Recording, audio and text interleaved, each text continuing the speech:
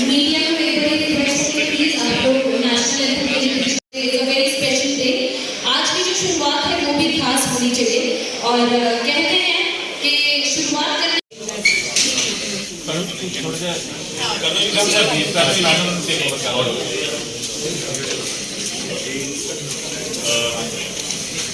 सत श्री अकाल जी, सारा का एक बार फिर वेलकम है जी।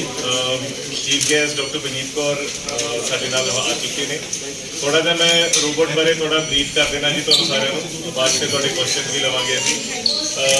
जिहड़ा रोबोट है ये पंजाब का first fully active joint surgery robot for knee and hip replacement असीं लैके आए हैं नागपुर स्पैशलिटी हॉस्पिटल माल रोड बठिंडा से। जर्नी हैज़ बीन लास्ट 10-12 साल तो जिहड़ा असीं जॉइंट रिप्लेसमेंट ऑलरेडी कर रहे सीगे। ऑलवेज वांटेड कि आपां पेशेंट्स नूं होर कुछ ना कुछ बेटर दिंदे रहिए, रिजल्ट इंप्रूव करते रहिए। जिहड़ा एक नॉर्मल टेक्नीक नाल असीं गोडा ऑपरेट करते हैं that is around 75 to 80% accurate. एक एरर का कह लो साढ़े को 3 डिग्री एरर का सिर्फ स्कोप होता है, जिस तो ज़्यादा जो एरर हो जाता है तो एक गोटा जो नॉर्मली 20 साल 25 साल लास्ट करना चाहिए that will fail in 5 to 6 years जो आप वो एरर करते हैं।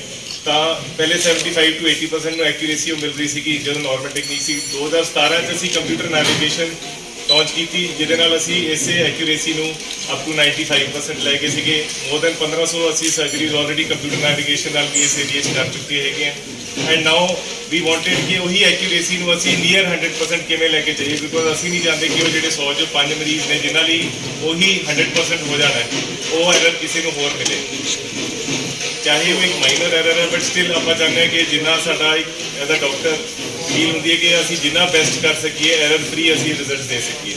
हुण इस रोबोट बारे दसदे हैं। इहदे विच एक तो बहुत ही सिंपल यूज़ है, इट इज़ वेरी सिंपल कि इहदा पहले CT स्कैन हो जाता है। हर पेशेंट तुहाडी हाइट वध है छोटी है तो every patient has a different joint. ਉਹਦੇ ਵਿੱਚ ਇਸ रोबोट ਦੇ ਵਿੱਚ ਕੀ ਖਾਸੀਅਤ ਹੈ ਕਿ ਹਰ ਪੇਸ਼ੈਂਟ ਦੀ ਅਸੀਂ ਪ੍ਰੀ ਪਲੈਨਿੰਗ ਕਰ ਰਹੇ ਹਾਂ ਵਿਚ is customized to the patient. ठीक है जी, कस्टमाइज्ड प्लैनिंग प्री प्लैनिंग होगी। Everybody before going for surgery असी कंप्यूटर से उन्होंने एक सर्जरी करके वर्चुअल सर्जरी हो जाती है। वो सानू पता लग जाता है कि किहड़े पासों हड्डी का कितना पार्ट असी बोन का किन्ने mm रिमूव करना है, किहड़ा इंपलांट वो फिट होना है, सानू प्री हैंड पता होता है। And then the robot is very flexible also. जब असी ऑपरेट शुरू करते हैं तो फ्लैक्सीबिलिटी ऑफर्ड इज कि असी इंट्रॉप कुछ ना कुछ प्लान चेंज कर सकते हैं, किवें असी गैप्स को बैलेंस करना है वो असी कर सकते हैं। And at any time we can make it stop also. तो ये नहीं है कि रोबोट है तो कई बार कोई मन के शंका होती है कि सेफ कितना है। It is fully safe also, that is it is reliable and safe. And final order जो असीं इहनूं दिंदे हां कि जो साडी प्लैनिंग कंप्लीट हो चुकी है and once we connect the robot to the joint it will take off the जिहड़ी only the unhealthy bone, healthy bone पीछे रह जाती है। ब्लड लॉस बिल्कुल मिनिमल हो रहे हैं कि कई बार क्लॉट्स बनने का जो रिस्क है that is also going down. आस पास जो सारे सॉफ्ट टिश्यूज़ ने जो आप कहने मास है उन्होंने भी ये छेड़छाड़ नहीं हो रही है, इस करके पेनलैस हैगी है तो रिकवरी फास्ट हैगी है। And the results which we expect are more natural and long term results are the. Doctor साहब प्राइस की रखे जी? इनिशियली असी एक बार कैंप भी रखा है which is starting tomorrow. Ma'am ने सानू कहा सीगा कि जी सोशल सर्विस भी नाल करनी है तो जिहड़ी प्राइस आप कहीए वड्डे शहरां दिल्ली 7 लाख हैगी है दोनों गोडियां दी, जलंधर तक आई है तो 4.5 लाख हैगी है, अमृतसर भी 5 लाख हैगी है। We are starting at a minimal of 3,35,000 for both joints with imported joints जिहदे विच कि स्टे दा ते दवाइयां दा टेस्ट दा सारा कुछ असीं इहदे विच ही इंक्लूसिव कीता हैगा for first 1.5 month up till 15th of March। Sir कोई प्रोग्रामिंग फीड करते हो कि ऑपरेट तुसी या कोई सर देखा जाए तो मेरा रोल अगे नालों वध गया।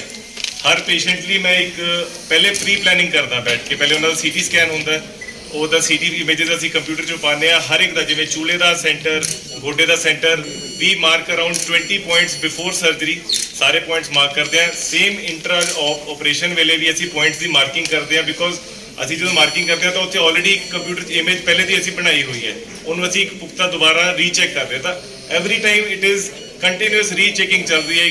ਕੌਨਸਟੈਂਟ ਉੱਥੇ OTS ਹੈਗਾ ਜਿਹੜਾ ਸੈਂਸਰ ਹੈਗਾ ਜਿਹਦੇ ਨਾਲ ਕਿ ਆਪਾਂ ਜਿਹੜੀ ਪੂਰੀ ਬੋਨ ਦੀ ਮੂਵਮੈਂਟ ਵੀ ਚੈੱਕ ਕਰ ਰਹੇ ਹਾਂ ਤੇ ਰੀਅਲ ਟਾਈਮ ਚੈੱਕ ਆਪਣਾ ਚੱਲ ਰਿਹਾ ਹੈਗਾ। ਐਂਡ ਐਰਰ ਨੂੰ ਰੋਕਣ ਲਈ ਇੱਕ ਮੋਨੀਟਰ ਹੈਗਾ ਜਿਹੜਾ ਮੋਸ਼ਨ ਸੈਂਸਰ ਹੈਗਾ।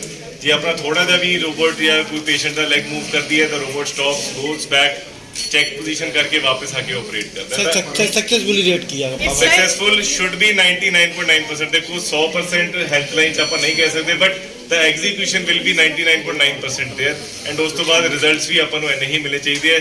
ਇੱਕ ਹੋਰ ਜਿਹੜਾ ਆਪਣਾ ਕਹ ਲਓ ਨਾ, ਅਸੀਂ ਕਹਿੰਦੇ ਇਨਫੈਕਸ਼ਨ ਨਾਰਮਲੀ ਸਾਡੇ ਹੱਥ 'ਚ ਨਹੀਂ ਹੁੰਦੀ, ਬਟ ਬਿਕੋਜ਼ ਰੋਬੋਟ ਦੇ ਨਾਲ ਜਦੋਂ ਸਰਜਰੀ ਹੋਏਗੀ ਵੈਰੀ ਮਿਨੀਮਲ, ਬਹੁਤ 4 ਜਾਂ 5 ਇੰਸਟਰੂਮੈਂਟਸ ਹੀ ਨੇ ਜਿਹੜੇ ਆਪਰੇਟਿਵ ਫੀਲਡ ਦੇ ਵਿੱਚ ਜਾਣਗੇ, ਤਾਂ ਜਿੰਨੇ ਘੱਟ ਇੰਸਟਰੂਮੈਂਟਸ ਅੰਦਰ ਜਾਣਗੇ ਉਹਨਾਂ ਜ਼ਿਆਦਾ ਚਾਂਸਸ ਹੈ ਜੀ ਕਿ ਇਨਫੈਕਸ਼ਨ ਆਪਣੀ ਘੱਟ ਹੋਏਗੀ। ਤਾਂ ਦੈਟ ਇਜ਼ ਵਨ ਚੀਜ਼ ਜਿਹੜੀ ਹਜੇ ਤੱਕ ਆਪਾਂ ਨਹੀਂ ਕੈਪਚਰ ਕਰ ਪਾਏ, ਤਾਂ ਇਹਦੇ ਨਾਲ ਮੈਨੂੰ ਉਮੀਦ ਹੈ ਉਸ 'ਚ ਵੀ ਇਨਫੈਕਸ਼ਨ ਰੇਟ ਦੇ ਵਿੱਚ ਵੀ ਕਮੀ ਆਏਗੀ। It's like an automatic car, but driver still is has the कुछ ऑपरेट होगा ਉਹ ਇੱਕ ਤਰ੍ਹਾਂ ਦੀ it is an extension of the arm, ਕਿ ਜਿਹੜਾ ਕਈ ਵਾਰ ਨਾ ਉਹ ਹੈ ਨਾ ਹੱਥ ਦੇ ਵਿੱਚ ਉਹਨਾਂ ਕੀ ਕੰਟਰੋਲ ਹੈ ਕਿ ਆਪਾਂ 1-2 mm ਤੱਕ ਤਾਂ ਪਰਫੈਕਟ ਕਰ ਸਕਦੇ ਹਾਂ। This will give a accuracy of a sub millimetre level, ਮਤਲਬ 1 mm ਤੋਂ ਘੱਟ ਤੱਕ ਦੀ ਇਹਦੀ ਪ੍ਰੈਸੀਜਨ ਦੇਗਾ ਜੀ। ਸਰ ਆਪਾਂ ਪਿੰਡੂ ਦੀ ਗੱਲ ਕਰੀਏ, ਪਿੰਡਾਂ ਤੋਂ ਲੋਕ ਆਉਂਦੇ ਨੇ, ਉਹ ਜਦੋਂ ਤੁਸੀਂ ਰੋਬੋਟ ਲਈ ਗੱਲ ਕਰੋਗੇ ਉਹ ਸੋਚਦੇ ਨੇ ਯਾਰ ਇਸ ਬੰਦਾ ਕਰੇ ਤਾਂ ਠੀਕ ਹੈ, ਕਿ ਕੁਝ ਇਸ ਤਰ੍ਹਾਂ ਦਾ। ਬਿਲਕੁਲ ਜੀ, ਇਹ ਸਾਨੂੰ ਡੇਲੀ ਕੁਐਸਚਨ ਸੁਣਨ ਨੂੰ ਮਿਲਦੇ ਨੇ, ਬਟ ਹੁਣ ਆਪਾਂ ਨਾ ਕਈ ਵਾਰ ਪਿੰਡੂਆਂ ਨੂੰ ਬੈਕਵਰਡ ਸਮਝਦੇ ਨੇ, ਇਹ ਗਲਤ ਗੱਲ ਸਮਝਦੇ ਆ। ਮੈਂ ਕੱਲ ਪਰਸੋਂ ਹੀ ਲੈ ਕੇ ਆਇਆ ਮੈਂਬਰ ਜੀ 75 ਸਾਲ ਦੇ ਸੀਗੇ, ਹੀ ਸੈਡ ਕਿ ਜੀ ਜਿਹੜਾ ਸਭ ਤੋਂ ਐਕੂਰੇਟ ਹੈਗਾ ਤੇ ਜਿਹੜਾ ਸਭ ਤੋਂ ਸਿਰੇ ਵਾਲੀ ਚੀਜ਼ ਹੈ ਉਹੀ ਮੇਰੇ ਲਈ ਕਰੋ। Everybody is believing technology. Problem ਕੀ ਹੈ ਕਿ ਇਸ ਚੀਜ਼ ਨੂੰ 2 ਫੈਕਟਰਸ ਕਰਕੇ ਡਾਕਟਰਸ ਹਜੇ ਨਹੀਂ ਅਡੈਪਟ ਕਰ ਪਾ ਰਹੇ। One, the price of the machine is very high. ਜੋ ਅਸੀਂ ਏਮ ਨਹੀਂ ਕਰ ਰਹੇ ਕਿ ਅਸੀਂ ਪੇਸ਼ੈਂਟ ਤੋਂ ਲੈਣੀ ਹੈ, ਉਹ ਅਸੀਂ ਇੱਕ ਲਈ ਹੈ ਬਿਕੋਜ਼ ਅਸੀਂ ਸ਼ੁਰੂ ਤੋਂ ਸਾਡਾ ਏਮ ਰਿਹਾ ਕਿ ਅਸੀਂ ਇਸ ਏਰੀਆ ਦੀ ਸੇਵਾ ਕਰਨੀ ਹੈ। ਅਸੀਂ ਬਾਹਰ ਵੀ ਜਾ ਸਕਦੇ ਸੀ, but we came back because ਇਸ ਏਰੀਆ ਨੇ ਸਾਨੂੰ ਇੰਨਾ ਦਿੱਤਾ ਹੈਗਾ, ਅਸੀਂ ਵਾਪਸ ਦੇਣਾ ਚਾਹੁੰਦੇ ਹਾਂ। ਦੂਸਰਾ ਪ੍ਰਾਈਸ ਤੋਂ ਬਾਅਦ ਹੈ ਕਿ it is a learning curve. ਜਿਵੇਂ ਮੈਂ ਪਿਛਲੇ 1.5 ਸਾਲ ਤੋਂ ਇਹਦੀ ਟ੍ਰੇਨਿੰਗ ਕਰ ਰਿਹਾ ਹੈਗਾ, ਉਸ ਤੋਂ ਬਾਅਦ ਲਰਨਿੰਗ ਕਰਵ ਇੰਨਾ ਹੈ ਕਿ ਕੋਈ ਇੱਕ ਸਰਜਨ ਹੈ, ਜਿਵੇਂ ਮੈਂ ਵੀ 10 ਸਾਲ ਤੋਂ ਕੰਮ ਕਰ ਰਿਹਾ, ਮੈਨੂੰ ਕੰਮ ਹੈਗਾ, ਮੈਨੂੰ ਵਧੀਆ ਆ ਗਿਆ ਜਿਹੜਾ ਮੈਂ ਕਰ ਰਿਹਾ, ਬਟ ਕੋਈ ਨਵੀਂ ਚੀਜ਼ ਨੂੰ ਆਪਾਂ ਅਡੈਪਟ ਕਰਨਾ ਨਾ, ਤਾਂ ਤੁਹਾਨੂੰ ਸਿੱਖਣਾ ਪੈਂਦਾ, ਇੱਕ ਆਪਣੇ ਕੰਫਰਟ ਜ਼ੋਨ ਤੋਂ ਬਾਹਰ ਜਾਣਾ ਪੈਂਦਾ। ਤਾਂ nobody wants to go out of the comfort zone, ਕਿ ਕੋਈ ਨਹੀਂ 95% ਐਕੂਰੇਸੀ ਬਹੁਤ ਹੁੰਦੀ ਹੈ, ਬਟ ਅਸੀਂ ਚਾਹੁੰਦੇ ਹਾਂ ਕਿ ਅਸੀਂ ਆਪਣੇ ਪੇਸ਼ੈਂਟਸ ਨੂੰ ਜਿੰਨਾ ਬੈਸਟ ਤੋਂ ਬੈਸਟ ਸਰਵਿਸਿਜ਼ ਹੈ ਉਹ ਦੇ ਸਕੀਏ, ਤੇ ਇਸੇ ਕਰਕੇ ਅਸੀਂ ਇੱਕ ਸਟੈਪ ਲਿਆ ਹੈਗਾ ਜੀ। ਮੈਮ ਸਪੈਸ਼ਲਿਟੀ ਹਸਪੀਟਲ ਨੂੰ ਆਪਣੇ ਵੱਲੋਂ ਮੁਬਾਰਕਬਾਦ ਦਵਾਂਗੀ, ਕਿਉਂਕਿ ਸਭ ਤੋਂ ਪਹਿਲਾਂ ਤਾਂ ਇੱਕ ਅਚੀਵਮੈਂਟ ਹੈ, ਆਪਣੇ ਆਪ ਵਿੱਚ ਇੱਕ ਅਚੀਵਮੈਂਟ ਹੈ ਕਿ ਕੋਈ ਨਵਾਂ ਪ੍ਰੋਸੀਜਰ ਅਡਾਪਟ ਕਰਨਾ ਔਰ ਉਸ ਨੂੰ ਲੋਕਾਂ ਤੱਕ ਸਕਸੈਸਫੁਲੀ ਪਹੁੰਚਾਉਣਾ ਇੱਕ ਚੈਲੰਜ ਵੀ ਹੈ। ਸੋ ਪਹਿਲਾ ਸਿਰਾ ਤਾਂ ਡਾਕਟਰ ਸਾਹਿਬ ਨੂੰ ਜਾਂਦਾ ਹੈ ਕਿ ਉਹਨਾਂ ਨੇ ਇੱਕ ਵੱਡਾ ਚੈਲੰਜ ਕਬੂਲ ਕੀਤਾ, ਔਰ ਮੈਨੂੰ ਪੂਰਾ ਯਕੀਨ ਵੀ ਹੈ ਕਿ ਉਹ ਬਹੁਤ ਸਕਸੈਸਫੁਲ ਹੋਣਗੇ ਉਸ ਦੇ ਵਿੱਚ। ਤੇ ਇਸ ਦੇ ਨਾਲ ਸਿਰਫ ਬਠਿੰਡਾ ਨੂੰ ਹੀ ਨਹੀਂ, ਸਾਡੇ ਪੂਰੇ ਮਾਲਵਾ ਜ਼ੋਨ ਨੂੰ ਬਹੁਤ ਜ਼ਿਆਦਾ ਬੈਨੀਫਿਟ ਹੋਣ ਵਾਲਾ ਹੈ, ਕਿਉਂਕਿ ਇਸ ਤੋਂ ਪਹਿਲਾਂ ਅਸੀਂ ਭੱਜਦੇ ਸੀ। ਗੱਲ ਪੈਸੇ ਦੀ ਨਹੀਂ ਕਰਾਂਗੇ, ਗੱਲ ਇਹ ਸੀ ਕਿ ਕੁਆਲਿਟੀ ਵੱਲ ਜਾਈਏ ਵੀ ਕਿੱਥੋਂ ਸਾਨੂੰ ਵਧੀਆ ਟ੍ਰੀਟਮੈਂਟ ਮਿਲ ਸਕਦਾ ਹੈ। ਤਾਂ ਬਹੁਤਾ ਸਾਡਾ ਜਿਹੜਾ ਮਾਲਵਾ ਜ਼ੋਨ ਸੀ ਲੁਧਿਆਣੇ ਵੱਲ, ਚੰਡੀਗੜ੍ਹ ਵੱਲ ਡਾਇਵਰਟ ਹੁੰਦਾ ਸੀ, ਔਰ ਮੈਨੂੰ ਲੱਗਦਾ ਕਿ ਇਸ ਦੇ ਨਾਲ ਇੱਕ ਬਹੁਤ ਵੱਡੀ ਸ਼ਿਫਟ ਆਉਣ ਵਾਲੀ ਹੈ ਬਠਿੰਡਾ ਵੱਲ ਨੂੰ ਸਾਰਿਆਂ ਦੀ। ਸੋ ਉਸ ਦੇ ਲਈ ਮੈਂ ਡਾਕਟਰ ਸਾਹਿਬ ਨੂੰ ਮੁਬਾਰਕਬਾਦ ਦਿੰਦੀ ਹਾਂ।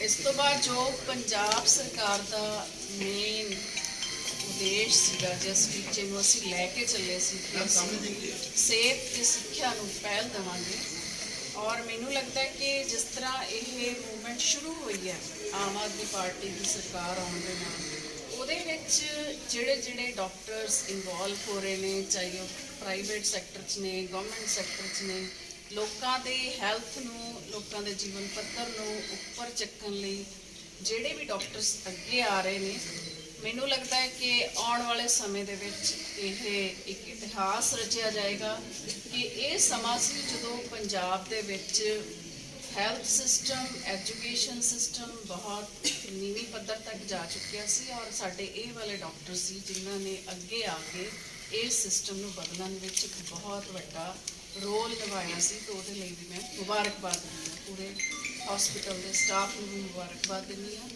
ਉਸ ਤੋਂ ਬਾਅਦ ਚਲੋ ਡਾਕਟਰ ਸਾਹਿਬ ਨੇ ਆਪਣੇ ਤਰੀਕੇ ਨਾਲ ਸਮਝਾਇਆ ਕਿ ਕਿਸ ਤਰ੍ਹਾਂ ਰੋਬੋਟਿਕ ਸਰਜਰੀ, ਜਾਂ ਅਸੀਂ ਕਹਿ ਲਈਏ ਕਿ ਮਸ਼ੀਨਾਂ ਦੇ ਨਾਲ ਸਰਜਰੀ। ਜਦੋਂ ਅਸੀਂ ਗੱਲ ਕਰਦੇ ਹਾਂ ਤਾਂ ਮੈਂ ਇੱਕ ਆਈ ਸਰਜਨ ਹੋਣ ਦੇ ਨਾਤੇ ਗੱਲ ਕਰਾਂਗੀ ਕਿ ਜਦੋਂ ਸ਼ੁਰੂ ਦੇ ਵਿੱਚ ਅੱਖਾਂ ਦੇ ਡਾਕਟਰ ਟਾਂਕੇ ਲਾ ਕੇ ਆਪਰੇਸ਼ਨ ਕਰਦੇ ਹੁੰਦੇ ਸੀ, ਹੱਥਾਂ ਨਾਲ ਲੋਕਾਂ ਦੇ ਘਰਾਂ ਵਿੱਚ ਜਾ ਕੇ ਆਪਰੇਸ਼ਨ ਕਰਦੇ ਹੁੰਦੇ ਸੀ, ਤਾਂ ਉਦੋਂ ਜੋ ਪ੍ਰੋਬਲਮਸ ਆਉਂਦੀਆਂ ਸੀ, ਉਦੋਂ ਜਿੰਨਾ ਕਹਿ ਲਈਏ ਕਿ ਇਨਫੈਕਸ਼ਨ ਰੇਟ ਜ਼ਿਆਦਾ ਸੀ, ਜਾਂ ਕਹਿ ਲਈਏ ਕਿ ਸਕਸੈਸਫੁਲ ਨਹੀਂ ਹੁੰਦੇ ਸੀ ਆਪਰੇਸ਼ਨ। ਸੋ ਉਹਨਾਂ ਚੀਜ਼ਾਂ ਨੂੰ ਪ੍ਰਸਾਈਜ਼ ਕਰਦੇ ਹੌਲੀ ਹੌਲੀ ਮਸ਼ੀਨਾਂ ਦੀ ਇੰਟਰਫੇਰੈਂਸ ਹੋਣ ਦੇ ਨਾਲ ਇਹ ਚੀਜ਼ ਹੈ ਜਿਹੜੀ ਬਹੁਤ ਵਧੀਆ ਤਰੀਕੇ ਦੇ ਨਾਲ ਸਰਜਰੀਜ਼ ਜਿਹੜੀਆਂ ਲੋਕਾਂ ਦੇ ਹਿੱਸੇ ਆਈਆਂ। ਸੋ ਮੈਨੂੰ ਇਹ ਲੱਗਦਾ ਕਿ ਆਪਾਂ ਨੂੰ ਇਹ ਨਹੀਂ ਸੋਚਣਾ ਚਾਹੀਦਾ ਕਿ ਰੋਬੋਟਿਕ ਸਰਜਰੀ ਹੈ ਜਾਂ ਡਾਕਟਰ ਆਪ ਕਿਉਂ ਨਹੀਂ ਕਰ ਰਿਹਾ, ਕਿਉਂਕਿ ਅਲਟੀਮੇਟਲੀ ਆਪਰੇਟ ਡਾਕਟਰ ਨਹੀਂ ਕਰਨਾ ਹੁੰਦਾ ਹੈ। ਰੋਬੋਟ ਵੀ ਅਗਰ ਹੈ ਤਾਂ ਕੋਈ ਆਪਣੇ ਆਪ ਨਹੀਂ ਕਰਦਾ ਹੁੰਦਾ। ਜਿਵੇਂ ਮੈਡਮ ਨੇ ਪਹਿਲਾਂ ਹੀ ਦੱਸਿਆ ਕਿ ਅਸੀਂ ਇੱਕ ਆਟੋਮੈਟਿਕ ਕਾਰ ਦੀ ਐਗਜ਼ਾਮਪਲ ਦੇ ਸਕਦੇ ਹਾਂ। ਸੋ ਉਸੇ ਤਰ੍ਹਾਂ ਹੀ ਜਿਵੇਂ ਅੱਖਾਂ ਦੀ ਜਦੋਂ ਸਰਜਰੀ ਸੀ ਤਾਂ ਜਦੋਂ ਸਾਡੇ ਕੋਲ ਫੈਕੋ ਨਾਲ ਸਰਜਰੀ ਸ਼ੁਰੂ ਹੋਣ ਲੱਗੀ ਤਾਂ ਬਹੁਤੇ ਲੋਕ ਇਹ ਕਹਿੰਦੇ ਸੀ ਵੀ ਹੱਥ ਨਾਲ ਕਿਉਂ ਨਹੀਂ, ਪਰ ਹੁਣ ਜੋ ਲੋਕਾਂ ਦਾ ਰੁਝਾਨ ਹੈ ਤਾਂ ਪੁੱਛ ਕੇ ਜਾਂਦੇ ਆ ਡਾਕਟਰ ਕੋਲ ਕਿ ਕੀ ਤੁਸੀਂ ਫੈਕੋ ਨਾਲ ਸਰਜਰੀ ਕਰੋਗੇ। ਸੋ ਹੌਲੀ ਹੌਲੀ ਮੈਨੂੰ ਲੱਗਦਾ ਕਿ ਸ਼ੁਰੂਆਤ ਹੋ ਗਈ ਹੈ ਤੇ ਇਸੇ ਤਰ੍ਹਾਂ ਹੀ ਹੁਣ ਫਿਊਚਰ ਦੇ ਵਿੱਚ ਵੀ ਲੋਕ ਪੁੱਛਿਆ ਕਰਨਗੇ ਕਿ ਕਿਹੜੀ ਸਰਜਰੀ ਕਰੋਗੇ।